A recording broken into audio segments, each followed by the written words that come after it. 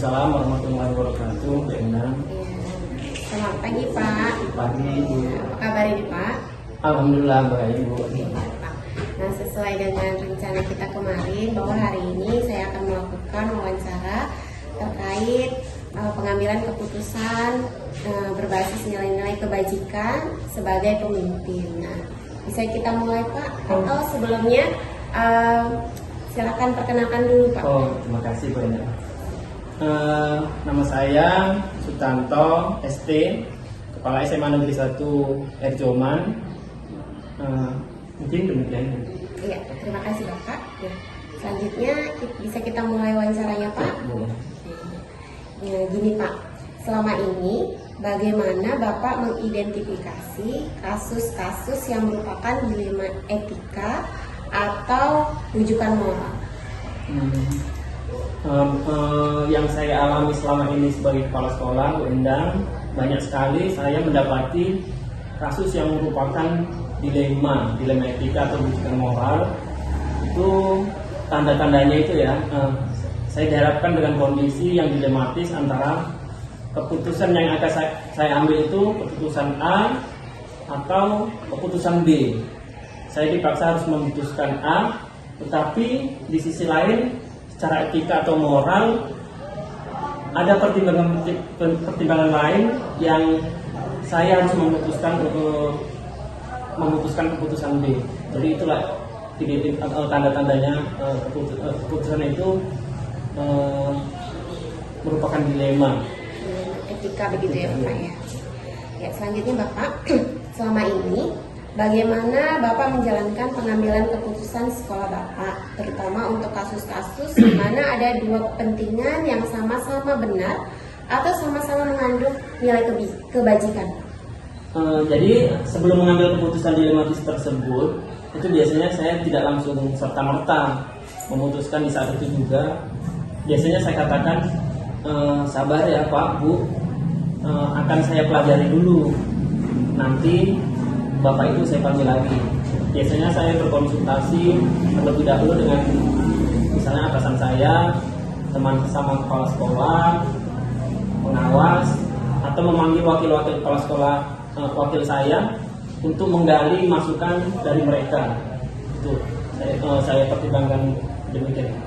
Jadi Bapak nggak langsung memberikan keputusan, tapi Iya, memberi jeda waktu untuk mempertimbangkan. Selanjutnya, langkah-langkah atau prosedur seperti apa yang biasa Bapak lakukan selama ini? Langkah-langkahnya itu yang pertama, saya pelajari dulu kasusnya. Saya pertimbangkan kira-kira apa konsekuensinya, akibat, dan dampaknya jika saya ambil keputusan A misalnya. Dan apa pula konsekuensi, akibat, dan dampaknya jika saya ambil keputusan D.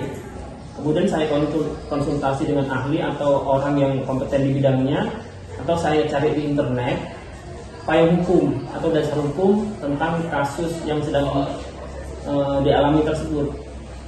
Jadi jangan nanti keputusan yang saya ambil itu malah melanggar aturan atau regulasi yang ada. Itu Endang. Kemudian setelah menemukan beberapa payung hukumnya, lalu saya juga harus berkonsultasi dengan atasan. Perlu pertimbangan dari atasan mungkin, atau perlu konsultasi dengan sesama teman kepala sekolah, atau bisa juga pengawas sekolah. Dan bahkan saya memanggil wakil-wakil saya untuk menggali informasi dari mereka tentang kasus yang sedang saya alami. Dari situ baru saya pertimbangkan keputusan apa yang akan saya keluarkan. Demikian apa sebenarnya. Kemudian hal-hal apa saja yang selama ini Bapak anggap efektif dalam pengambilan keputusan pada kasus-kasus dilema etika? Biasanya kalau kita jelaskan dengan penjelasan yang detail dengan gamblang gitu, seperti misalnya payung hukum atau dasar hukum yang jelas, apakah dia undang-undang, peraturan pemerintah, permen, pergub, atau yang lainnya, dan petikan atau isi dari penjelasan putri-putri itu kita jelaskan kepada guru misalnya, atau yang pihak yang lain, ditambah lagi dengan dukungan dari kebijakan dinas yang mendukung tentang itu, yang seperti itu ini ya. Seperti itu ya Pak. Nah, hal-hal apa saja Pak yang selama ini merupakan tantangan dalam pengambilan keputusan pada kasus-kasus dilema etika? Biasanya itu tantangannya ya, guru-guru atau warga sekolah itu biasanya memiliki persepsi, pengetahuan, dan pemahaman yang berbeda tentang tentang kita gitu. Selain itu kebiasaan, tradisi atau nilai-nilai lama yang selama ini berjalan cukup sulit untuk merubahnya secara drastis atau signifikan. Selain itu, selama ini mereka itu sepertinya sudah berada di zona nyaman dengan kebijakan yang saya ambil mungkin agak mengusik kenyamanan mereka. Dan lagi orientasi mungkin sebagian besar dari mereka itu biasanya orientasinya kan uang. Semua kegiatan harus ada uangnya, itulah salah satu tantangan. Tantangan ya Pak ya.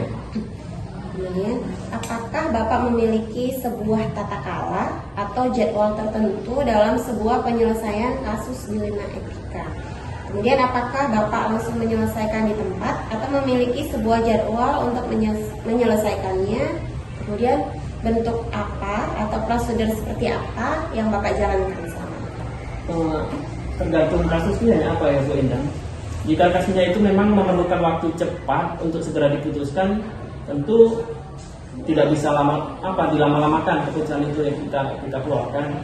Atau kalau pengetahuan saya cukup untuk memang menjawab itu, memang ya segera saya ambil keputusan. Tapi jika pengetahuan saya terbatas atau mungkin saya belum pernah mengalami kasus yang ini, memerlukan banyak pertimbangan, agak ribet ya masalahnya, tentu saya harus pending dulu ini pengambilan keputusannya. Akan saya selesaikan nanti setelah saya melakukan seperti yang saya jelaskan di atas tadi, tahapannya seperti di atas. Berarti tergantung kasusnya ya Pak. Iya. Kasusnya berat, sedang atau ringan gitu ya Pak ya. Ya. Adakah seseorang atau faktor-faktor apa yang selama ini mempermudah atau membantu Bapak dalam pengambilan keputusan dari kasus-kasus dilema etika? Kalau secara pribadi sepertinya teman-teman senior saya sama kepala sekolah itu cukup membantu ya Pak Bunda. Kemudian kan mereka memiliki jam terbang tinggi, mereka agak sedikit bantu. Kemudian anggota-anggota saya waktu kepala sekolah mungkin mereka memberikan masukan-masukan yang juga cukup membantu. Jadi itulah pihak-pihak yang menurut saya membantu saya dalam pengambilan keputusan. Dari semua hal yang telah Bapak sampaikan, pembelajaran apa yang dapat Bapak petik dari pengalaman Bapak mengambil keputusan dilema etika? Bahwa sebagai atasan, tidak semua keinginan atau tuntutan bawahan itu kondisi di lapangan, aturan baku sekolah atau regulasi yang ada itu tidak semuanya harus seperti itu berjalan, maksudnya sesuai keinginan itu. Ada kalanya kita harus mempertimbangkan aspek-aspek lain, misalnya kita harus berani menelan pil pahit ya akibat keputusan kita. Tapi di sisi lain kita juga harus belajar perlunya elastisitas, atau kita perlu sang kemari istilahnya dalam berkehidupan ini, termasuk di lingkungan sekolah, saling menghargai dan berjiwa besar Pak, legowo kita. Mungkin demikian yang ya, baik Pak. Wawancara hari ini sudah selesai nih Pak. Terima kasih atas waktunya. Saya ucapkan terima kasih Pak. Sama-sama Bu Endang, Iya, semoga sukses.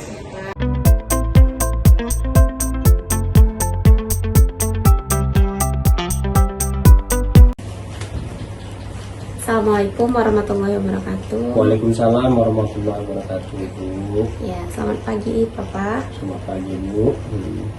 Sesuai dengan rencana kita kemarin yang sudah kita bicarakan, bahwa hari ini kita akan melakukan wawancara Boleh. terkait pengambilan keputusan berbasis nilai-nilai kebajikan sebagai pemimpin. Tapi sebelum itu, silakan Bapak untuk memperkenalkan diri. Oh, boleh, Bu.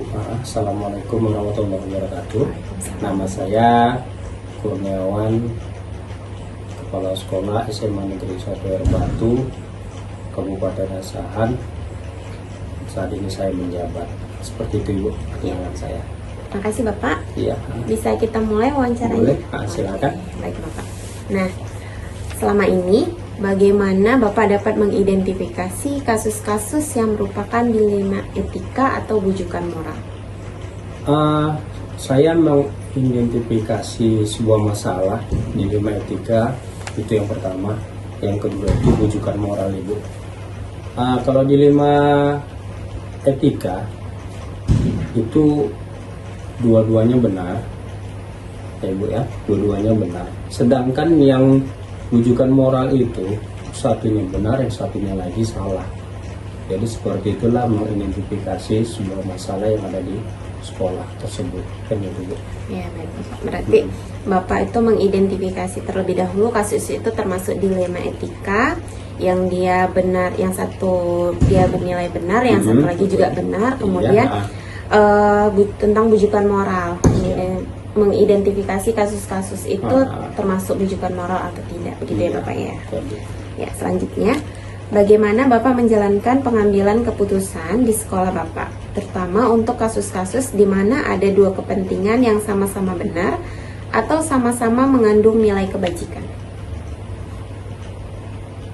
Sebuah keputusan yang saya ambil, langkah yang pertama saya mengidentifikasi kasus tersebut. Tidak langsung ujuk-ujuk kita ambil keputusan, kan seperti itu. Namun setelah itu mengidentifikasi, baru saya cari solusi yang terbaik, baik buat si pemberi masalah, baik juga untuk yang ada di sekolah. Seperti itu Bu. Oke. Selanjutnya, langkah-langkah atau prosedur seperti apa yang biasa Bapak lakukan selama ini? Langkah atau prosedur yang saya lakukan selama ini di sekolah saya, kita menggunakan prosedur yang pertama itu kita cari penyebabnya dulu masalah tersebut, yaitu saya identifikasi masalah tersebut, mengajak teman-teman khususnya guru, bimbingan konseling juga, dan orang tua juga untuk berdiskusi untuk menyelesaikan, membantu masalah yang ada pada siswa tersebut. Karena dengan kalau saya mengambil keputusan sendiri belum tentu baik untuk si siswa ataupun untuk sekolah. Jadi saya mengajak guru yang ada di sekolah dan bimbingan konseling juga termasuk orang tuanya, kita ambilkan keputusan atau mencari solusi yang terbaik, baik untuk si anak dan baik juga untuk kita, kan itu lagi. Seperti itu Bu. Ya baik Pak. Selanjutnya, hal-hal apa saja yang selama ini Bapak anggap efektif dalam pengambilan keputusan pada kasus-kasus dilema etika? Hal yang pertama saya lakukan selama ini untuk sebuah kasus yang efektif itu adalah pertama musyawarah, berdiskusi dari guru-guru yang begitu banyak ataupun wali kelas yang ada, dan juga tidak tutup kemungkinan bimbingan konseling dan juga teman-teman si siswa yang bermasalah, kita mencarikan informasi dari siswa tersebut. Jadi setelah itu kita identifikasi masalah, kita kumpul masalah, jadi akhirnya terbentuklah atau kita mendapatkan sebuah solusi yang terbaik untuk anak tersebut. Seperti itu Ibu. Ya, baik Bapak. Hal-hal apa saja yang selama ini merupakan tantangan dalam pengambilan keputusan pada kasus-kasus dilema etika? Hal-hal tantangan yang selama ini kita dapatkan kasus etika, dilema etika ini, yang pertama terkadang kita tuh terbentur dengan masalah si anak itu sendiri. Jadi masalah ini ada juga yang di luar sekolah. Jadi dengan seperti ini adalah tantangan kita, ini mengalih tangan kasuskan, alih kasuskan juga kepada pihak yang berwajib. Pihak berwajib ini tidak harus dia ke kepolisian aja, seperti BNN, seperti hal yang lainnya, kelurahan, kecamatan, segala macam halnya. Jadi kita alih tangan kasuskan ini supaya apa? Supaya ini masalah yang di luar dari sekolah bisa terselesaikan dengan secara baik. Itulah tantangan yang pernah saya hadapin untuk menyelesaikan sebuah masalah. Karena masalah ini tidak di dalam sekolah, tapi di luar sekolah. Seperti itu, Ibu. Iya, baik Bapak. Apakah Bapak memiliki sebuah tata krama atau jadwal tertentu dalam sebuah penyelesaian kasus dilema etika? Apakah Bapak langsung menyelesaikan di tempat atau memiliki sebuah jadwal untuk menyelesaikannya? Bentuk atau prosedur seperti apa yang biasa Bapak jalankan? Tata kala atau penjadwal yang itu harus ada di sekolah. Bagaimana tetap ada. Tiap hari Jumat diberikan ceramah, diberikan sebuah pandangan hidup untuk anak-anak supaya mereka itu bisa mengambil ataupun bisa menyelesaikan masalahnya sendiri. Dan jadwal ataupun tata kala yang ada terkadang pun sudah dibuat oleh wali kelasnya masing-masing, bimbingan konseling juga. Namun semua hal itu akan menjadi lebih baik lagi kerjasama dengan pihak orang tua dan pihak sekolah, karena masalah yang ada perubahan pada anak itu yang lebih tahu adalah keluarganya sendiri. Jadi kita pun butuh informasi juga dari pihak keluarganya supaya kita mengambilkan sebuah keputusan dan juga jadwal anak ini untuk bisa membicarakan masalahnya kepada bimbingan konseling ataupun wali kelas. Dalam arti kata kerennya ya curhat si anak-anak dengan wali kelas tersebut. Nah, jadi kan ada tempat, ada jadwal untuk si anak itu mencari sebuah model menyelesaikan sebuah masalah dia sendiri. Itulah dia, Bu. Baik Bapak, selanjutnya adakah seseorang atau faktor-faktor apa yang selama ini mempermudah atau membantu Bapak dalam pengambilan keputusan dalam kasus-kasus dilema etika? Alhamdulillah ada, Bu. Yang pertama teman sejawat, dia sesama kepala sekolah yang senior yang pernah juga menyelesaikan masalah-masalah seperti saya ini yang ada di sekolah kan itu dia. Yang kedua itu pihak dari guru, wali kelas, dan juga bimbingan konseling, dan juga masyarakat yang ada di sekitar sekolah, dan juga orang tua paling utama. Jadi itu faktor-faktor yang mempermudah untuk mendapatkan sebuah informasi, sebuah solusi yang terbaik untuk si anak dan juga nanti terbaik untuk sekolah juga. Jadi seperti itu ya, Bu. Iya, baik Bapak.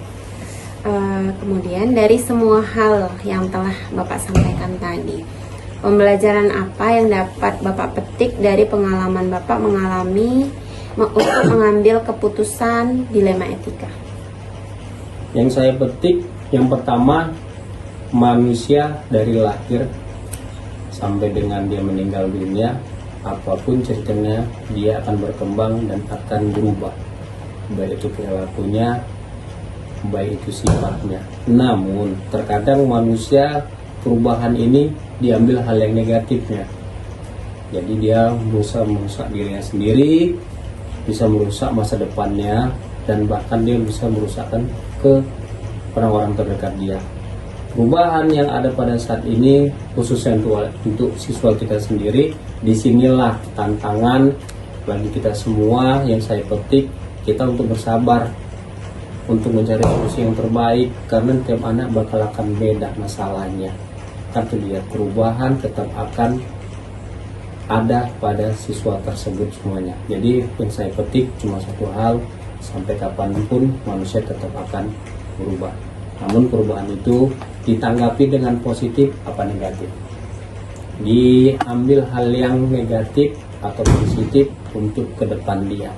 Karena biar gimana pun ke depannya yang merasakan baik atau buruk adalah dia sendiri. Jadi seperti itu, Bu. Iya Pak. Bagus sekali ya Pak, pengalaman yang dapat dipetik dari sebuah pengambilan keputusan ini ya Pak. Jadi manusia dari lahir sampai meninggal itu selalu mengalami perubahan. Jadi tergantung sama manusianya mau ngambil yang positif atau yang negatifnya, begitu ya Bapak? Siap, seperti itulah Bu manusia kan. Iya Pak, terima kasih sekali Pak. Sama-sama Ibu. Iya, hari ini demikian percakapan kita. Iya, Saya ucapkan terima kasih. Sama Ibu. Mudah-mudahan pengalaman ini dapat bermanfaat juga bagi saya. Terima kasih Bu, sukses selalu ya Iya Bu. Bapak, terima kasih ya Bapak ya.